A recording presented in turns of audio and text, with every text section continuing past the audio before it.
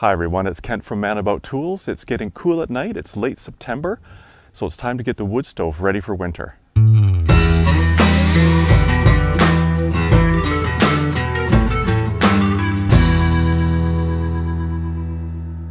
And to do that, we've got a new brush and flexible rod kit to sweep the chimney. And to help clean out the wood stove, we've got an ash vacuum made by ShopVac. Last fall, we had our wood stove upgraded to a high-efficiency, long-burning model, the Blaze King Sirocco 30 catalytic stove. In a corner of our living room, I removed a section of the hardwood floor and installed ceramic tiles. The ceiling of our living room has some nice decorative trim that may have been original from when it was built back in the 1950s. In the attic, I sistered a rafter, then removed a section of the original to make adequate clearance for the chimney. By removing a section of that rafter, the stovepipe could then be lined up right at the center of the curved trim, which I thought would look pretty nice. Our local wood stove dealer and his crew came on a very rainy afternoon last fall. They cut a hole in the ceiling where I had laid it out.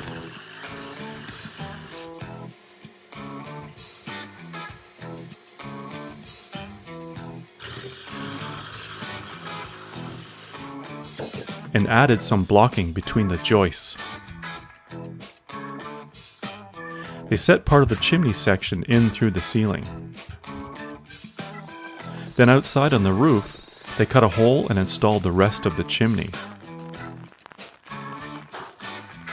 Not a fun day for them as it poured rain all day.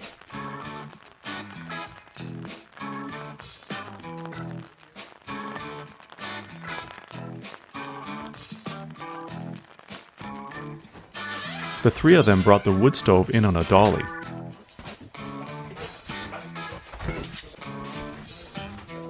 Then set it in place, and connected the stove to the chimney. They did a great job, and this stove kept our little house warm all winter. Last year I cleaned the chimney with a poly brush on a long and awkward metal pole. I used a shovel and steel pail to clean out ashes from the stove. This year, I decided to make this task a bit easier. The poly brush I was using was too tight in the stovepipe and made it difficult to sweep. I decided to go with a 6-inch steel brush, and instead of the long metal pole, I wanted to try a 3-piece flexible rod set.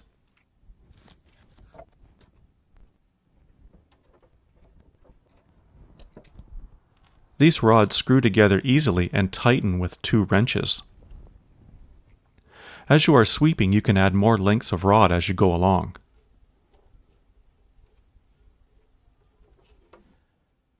I find the high-efficiency stoves create more creosote buildup, so I wanted to try out an ash vacuum to make stove cleaning a bit easier and less messy. I decided on the ShopVac model, as I have other ShopVac products and find they are reasonably priced, work well, and it's easy to find replacement filters.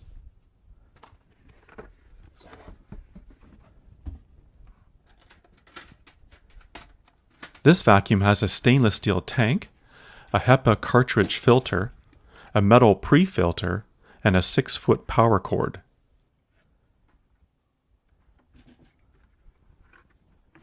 By pushing these tabs, you can clean or replace the HEPA filter without removing the lid from the tank.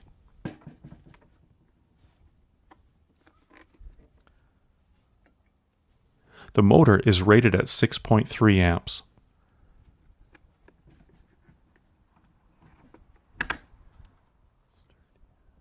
The 4-foot hose is vinyl-covered flexible steel with a round metal nozzle and crevice tool.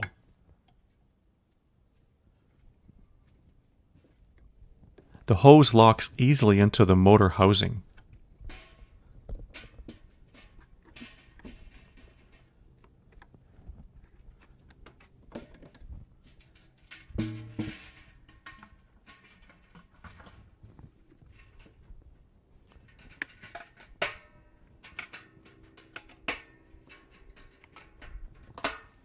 Last summer we built this timber frame style wood shed and we put it as close to the wood stove as possible.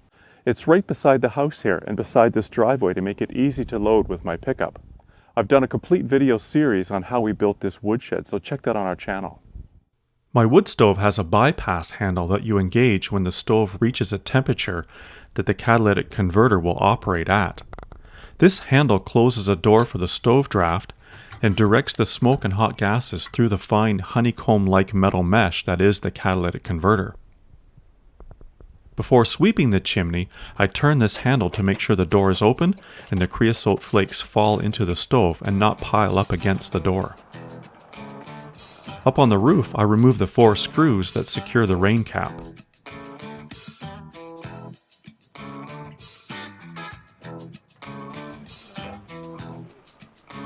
Then I insert the round brush into the chimney and run it up and down and lower toward the stove. This flakes off the hardened creosote deposits so they can fall down into the stove.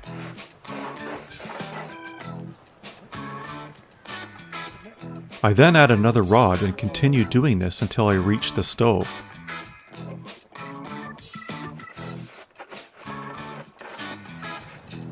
When done, I pull the brush up and out, then scrape the underside of the cap to remove any deposits on it. The cap gets reattached and this part of the job is done.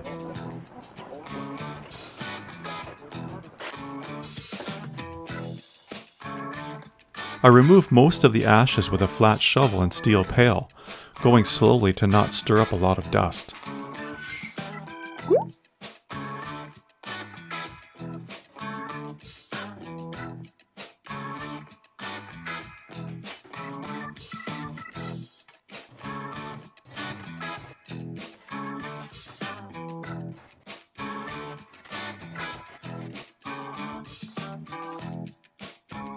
Now to try out the vacuum.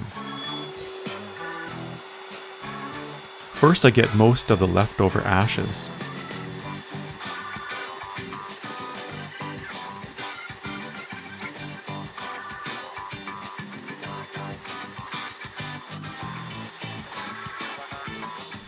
And then take a brush to the inside to break off or loosen any creosote and soot.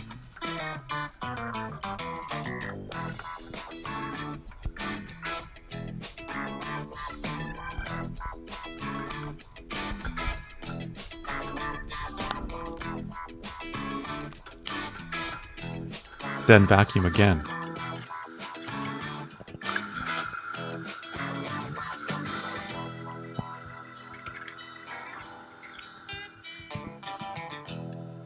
The crevice tool helps to get some creosote that fell beside the bypass door.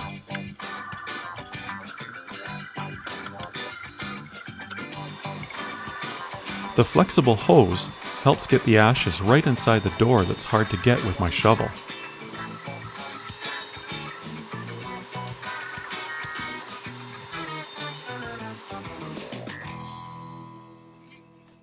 I sprinkle the ashes from the pail over one of our long-term compost piles.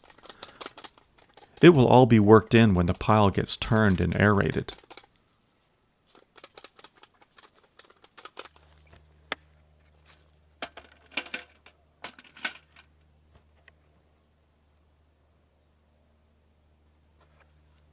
The ash vacuum is disassembled, and the mostly creosote and ash mix I add to a small burn pile in the back.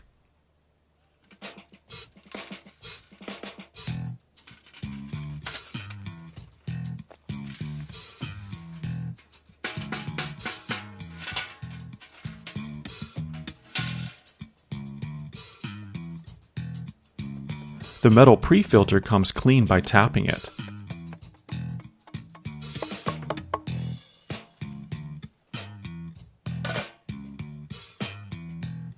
I do the same with the HEPA filter to clean the ash dust off as best I can.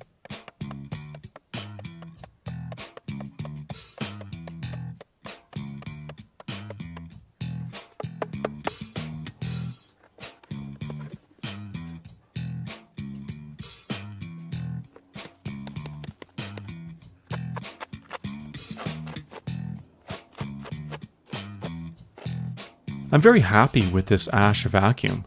It does exactly what I needed it to do. It's small and lightweight, well built, and has plenty of power.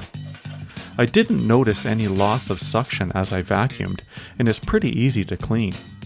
Leave me a comment below with any thoughts you have, or with your own experience with this type of vacuum.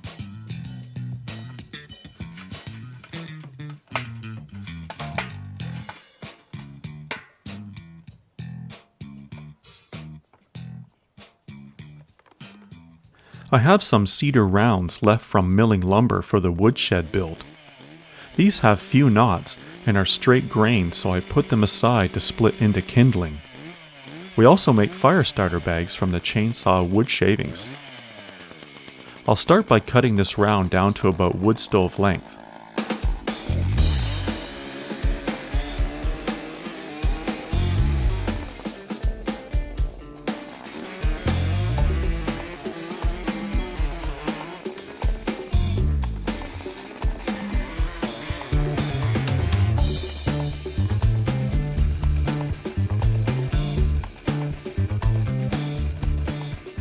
Then I'll make a few rip cuts halfway through the log. Cutting this direction with the grain produces long, thin curls. These shreds pile up quickly, and it's not long before I get several pails worth. Cedar is ideal for this, but spruce, pine, fir, or any softwood would do. I spread these shavings on some scrap tin roofing and let dry in the sun for a few days. Then I store them in garbage bags for use later. Here's some dry fir shavings from a tree that came down last summer. To make the fire starter, I use paper lunch bags, a stapler, standard office staples, and scissors.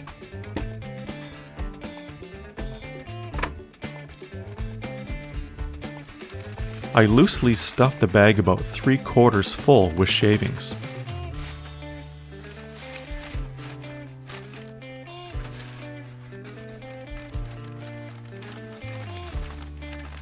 Fold the edge over and staple shut.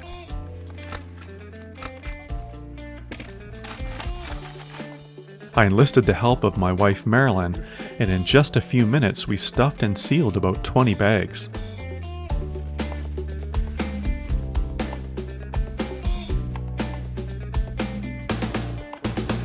I store them in boxes in a dry place near my kindling.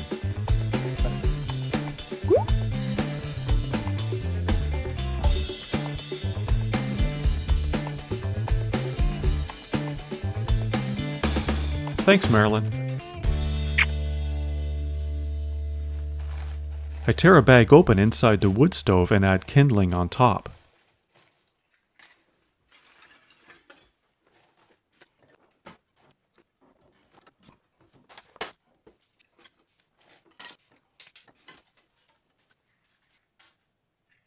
The shreds are easy to light and the bag keeps it tidy.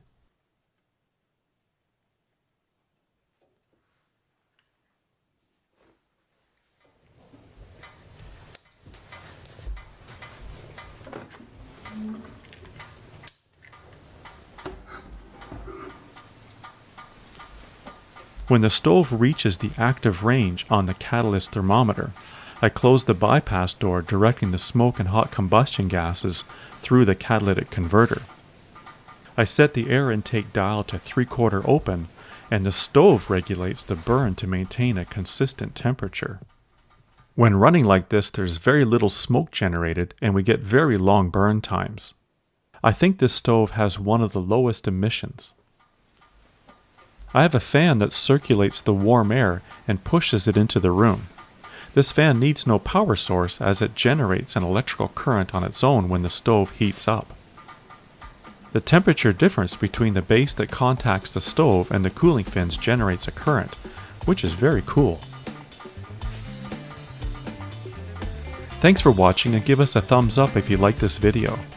And please subscribe to our channel if you haven't done so already. Stay warm, and we'll see you next time.